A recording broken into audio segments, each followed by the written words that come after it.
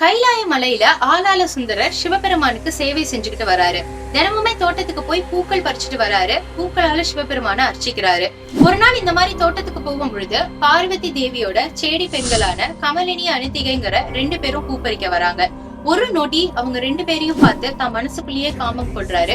அடுத்த வினாடியே இது தப்புன்னு சொல்லிட்டு சிவபெருமான் கிட்ட பூ பறிச்சுட்டு போயிடுறாரு. ஆனா அந்த ஒரு நொடி சிவபெருமானுக்கு தெரிய வந்துருது.